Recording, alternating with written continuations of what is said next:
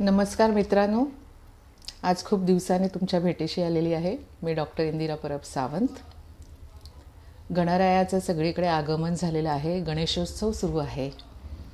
1.5 दिवसाचे 5 दिवसाचे गणपती येऊन परतलेले आहेत. अजूनही 7 दिवसाचे गणपती आहेत. सार्वजनिक गणपतीचं विसर्जन व्हायचं आहे.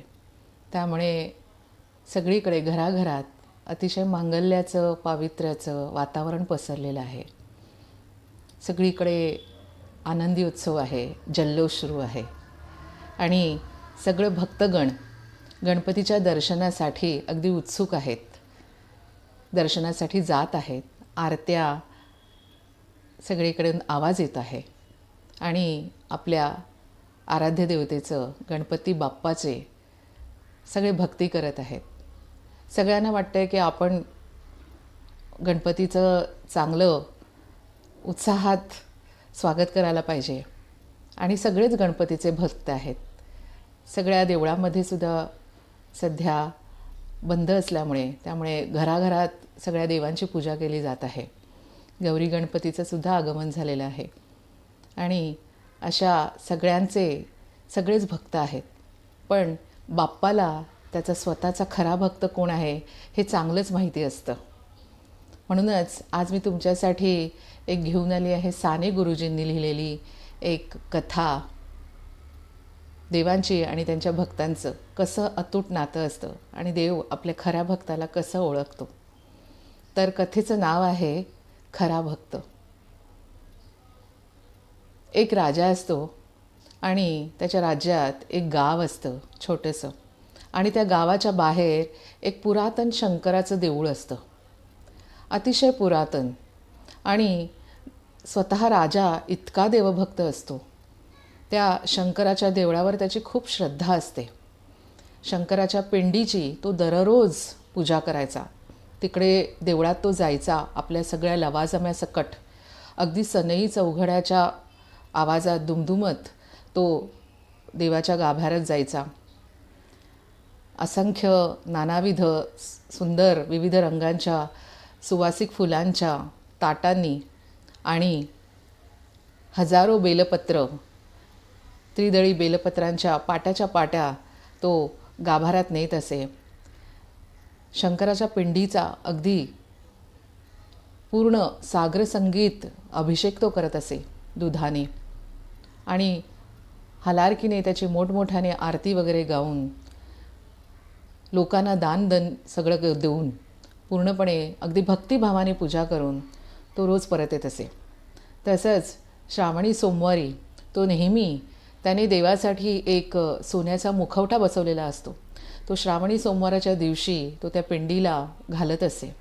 तर असा हा राजा अतिशय भक्तिरसात वाहून देणारा, लोकांची सेवा करणारा आणि देवावर अतिशय श्रद्धा असलेला हा राजा नेहमी त्या गावात जायचा आणि शंकराच्या महादेवाच्या देवळात जाऊन पिंडीची पूजा करायचा. तर त्या देवळाच्याच बाजूला एका वडाच्या पाऱ्यावर एक संन्यासीसुद्धा असायचा. हा संन्यासी कंदमुळे खाऊन अगदीच त्या झुळझुळत्या झराचं पाणी पिऊन आपला निर्वाह करायचा आणि दिवसभर ध्यानधारणा करायचा आणि देवळात आलेल्या लोकांना आशीर्वाद द्यायचा. देवळाला रोज एक प्रदक्षिणा घालायचा आणि देवळाच्या बाहेर पारावर बसून तो देवाचं निरीक्षण करायचा, ध्यानधारणा करायचा. असंच नेहमी होत राहायचं. ह्या देवळाची एवढी महती होती आणि सगळ्यांनाच आजूबाजूच्या गावातल्या लोकांना त्या शंकराच्या देवळाची आणि त्या राजाचं फार कुतूहल होतं आणि कौतुकही होतं.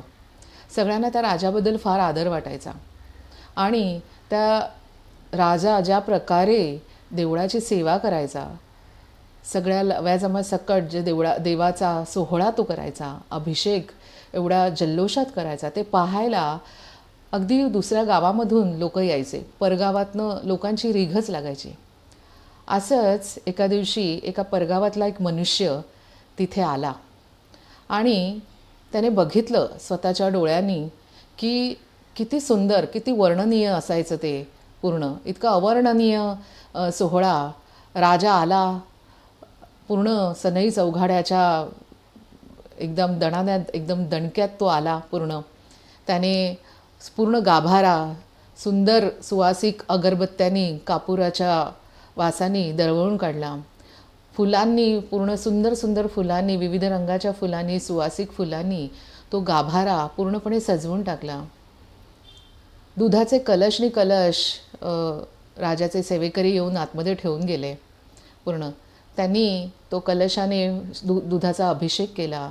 राजांनी मग त्या हजारो त्रिदलीय बल्वपत्रांनी शंकराला वाहल्या आणि अशा प्रकारे एक हलारकीने मोठ्या आरत्या वगैरे बघून, दानधर्म करून राजा पूर्ण दिमाखात पण भक्तिभावाने, समाधानाने त्या दुसऱ्या दिवशी परत येण्यासाठी त्या देवळातून निघून गेला.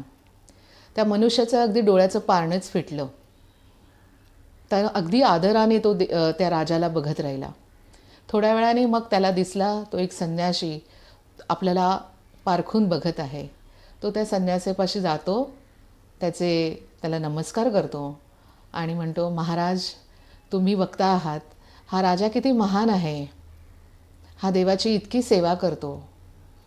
लोकही त्याच्याकडे इतका आदराने बघतात. आज माझाही ऊर अगदी अभिमानाने भरून आलेला आहे की शंकराची कृपा या देवावर, राजावर तर नक्कीच आहे.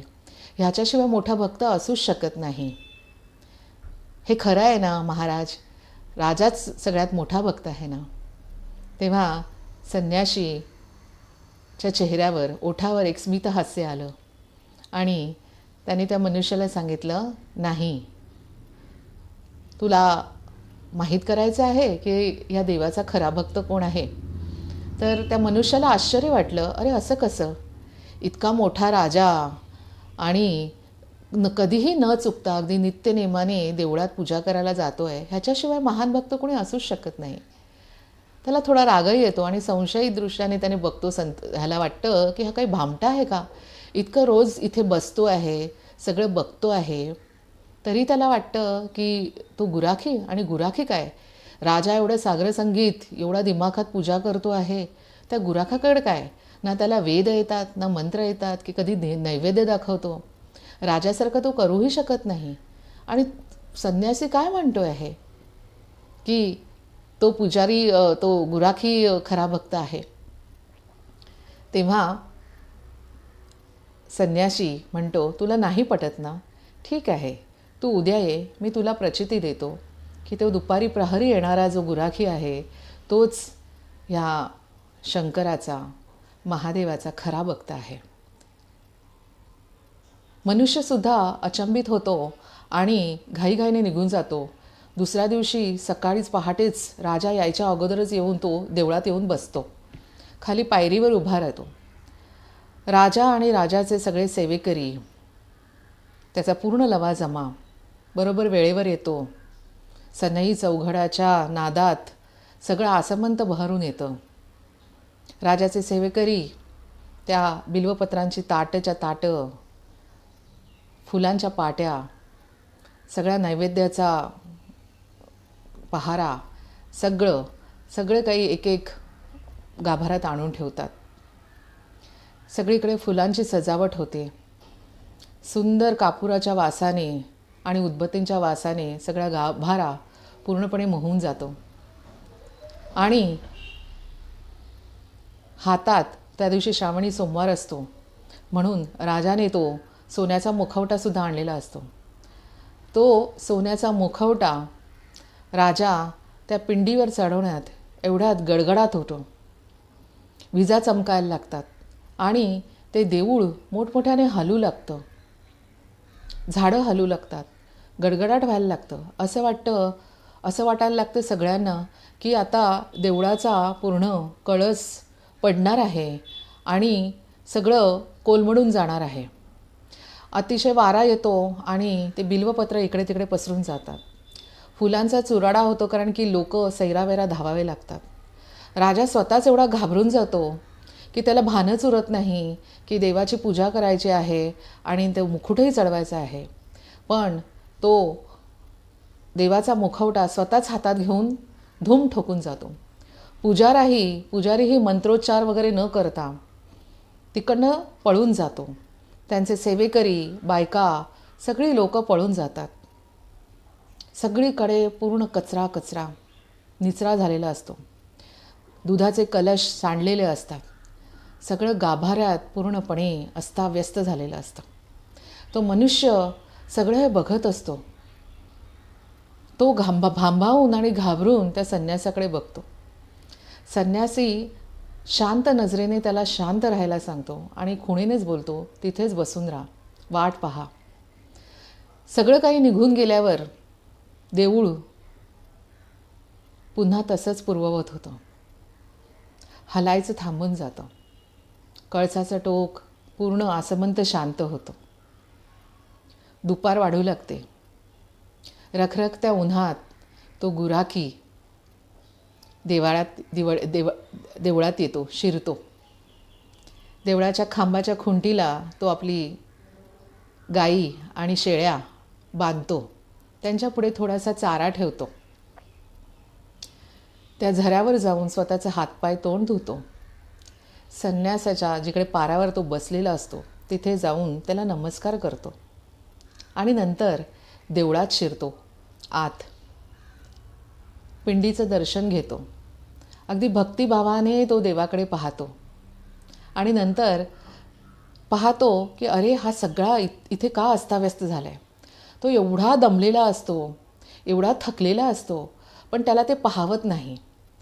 इतका थकूनसुद्धा त्याला ती देवळाची अवस्था पाहावत नाही आणि तो हंडा घेऊन त्या झऱ्यावरनं पाणी आणून पूर्ण देवळाच्या गाभाऱ्याला स्वच्छ करतो. पिंडी स्वच्छ करतो. पिंडीवर पुन्हा पाण्याने अभिषेक करतो. सगळा पालापाचोळा गोळा करून झाडामध्ये ठेवून देतो. अगदी पूर्ण गाभारा देऊळ लखलखीत केल्यानंतर थकलेला तो पिंडीपाशी येतो. देवाच्या पिंडीवरनं दोन्ही हात पसरवतो आणि नंतर आपल्या शिदोरीतील तो भाकरीचा तुकडा काढतो आणि देवाला नैवेद्य दाखवतो आणि त्याच्यावरून पाणी सोडतो आणि मग त्या पिंडीच्या शेजारी बसतो. जणू काही तो आपल्या आईबाबांच्या कुशीत बसूनच दुपारचं जेवण घेतो आहे असंच कोणाला तरी वाटलं असतं. अतिशय आनंदाने तो एक चतकोर खायला जातो. तेवढ्यात तसंच सकाळसारखंच वातावरण होतं. अचानक अंधारून येतं. विजा कडकडायला लागतात आणि देऊळ गदा गदा गदा हलायला लागतं. गुराखीसुद्धा चकित होतो. अरे, हे काय चाललं आहे.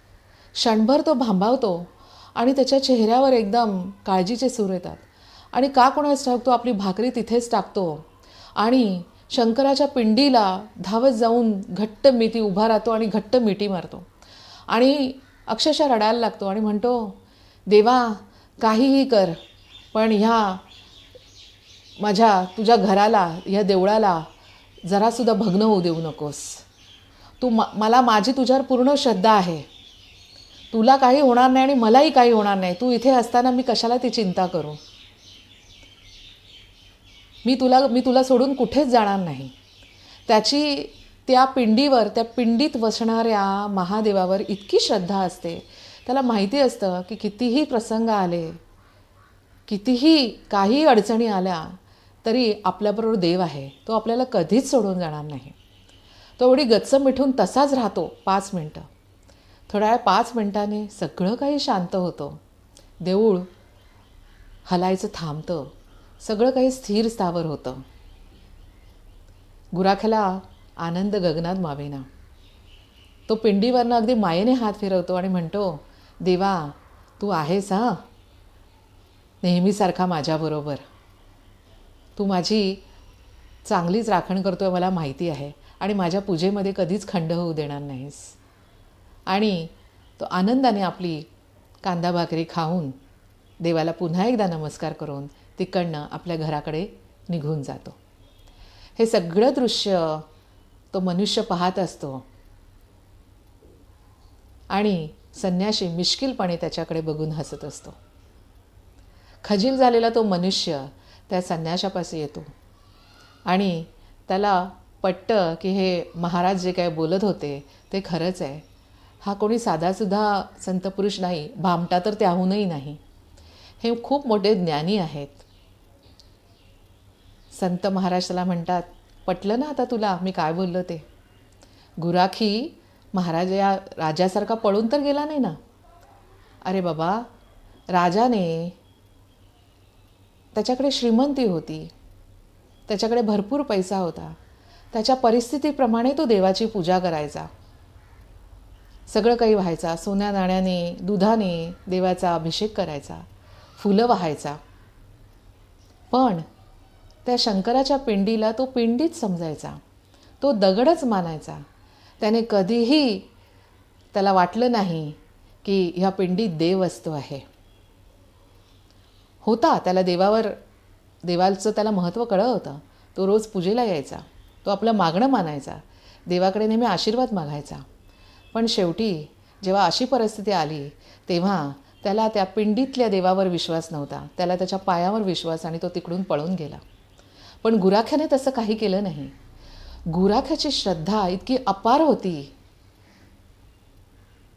त्यामुळे तो पिंडीला मिठी मारून राहिला. त्याला माहिती होतं की त्याचा देव त्याच्याबरोबर सदैव आहे, तो त्याला कधीच काही होऊ देणार नाही. त्यामुळे ते आहे त्या परिस्थितीत तो अतिशय सुखासमाधानाने राहत होता. त्याला देवाकडनं जास्त अपेक्षाच नव्हती. जे काही त्याला देवाने दिलं आहे त्याच्यातच तो समाधान मानून राहत होता. आणि देवानेही त्याच्यावर कृपादृष्टी ठेवली होती, कारण की देवाला त्याचा भाव कळत होता. देवाला तर सगळेच भक्त असतात, पण खरा भक्त हा देवच ओळखू शकतो. त्यामुळे तुला समजलं की खरा भक्त कोण आहे? तर अशी ही गोष्ट साने गुरुजींनी लिहिलेली. तर असा हा बाप्पा, आपला आराध्य दैवत गणपती, त्याचं आद्यस्थान सगळीकडे सगळ्या पूजेत पहिलं असतं, अगदी अग्रस्थानी असतो. तर अशा या गणपतीचा उत्सव सगळीकडे चालू आहे सध्या. तर आपण सगळ्यांनी मिळून त्याची अर्चना करूया. तर चला मग म्हणूया, या रे या सारे या, गजाननाला आळवूया, नामप्रभूंचे गाऊया, गणपती बाप्पा मोरया, मंगलमूर्ती मोरया. या रे या सारे या, गजाननाला आळवूया, नामप्रभूंचे गाऊया, गणपती बाप्पा मोरया, मंगलमूर्ती मोरया. गुणगान तुझे ओठांवर राहू दे, चरणी तुझ्या हे जीवन वाहू दे. गुणगान तुझे ओठांवर राहू दे, चरणी तुझ्या हे जीवन वाहू दे. नाथांचा नाथ तू, मायेची हाक तू, भक्तीचा नाद तू, माऊली तुझी दया. सारे या, गजाननाला आळवूया, नामप्रभूंचे गाऊया, गणपती बाप्पा मोरया, मंगलमूर्ती मोरया, गणपती बाप्पा मोरया, मंगलमूर्ती मोरया.